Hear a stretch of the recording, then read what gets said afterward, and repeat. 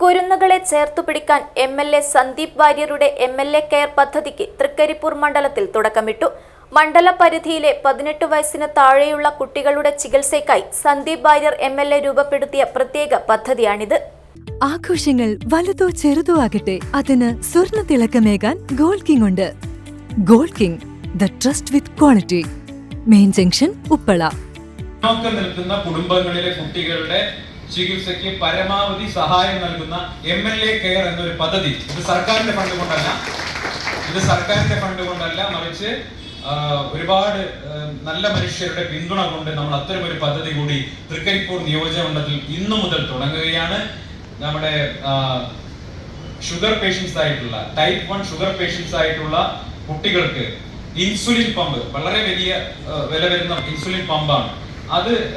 നമ്മുടെ ഏതാനും ഇൻസുലിൻ പമ്പുകൾ, ഒരു ഇൻസുലിൻ പമ്പ് ഏകദേശം 6 ലക്ഷം രൂപ വില വരും.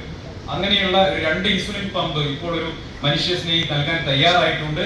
അത് ആവശ്യമുള്ളവർക്ക് നമ്മുടെ ഡോക്ടർമാരുടെ കൂടി അഡ്വൈസ് അനുസരിച്ച് സർക്കാരിന്റെയോ ഏജൻസികളുടെയോ ആനുകൂല്യങ്ങൾ ലഭിക്കാത്തവരും ദുർബല കുടുംബങ്ങളിലുള്ളവരുമായ കുട്ടികൾക്കാണ് എം.എൽ.എ. കെയർ പദ്ധതി.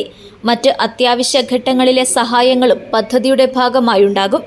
സോഷ്യൽ റെസ്പോൺസിബിലിറ്റി ഫണ്ടും സന്നദ്ധരുടെ പൊതുസഹായങ്ങളിലൂടെയുമാണ് എം.എൽ.എ. കെയർ പദ്ധതിക്കായി തുക കണ്ടെത്തുക.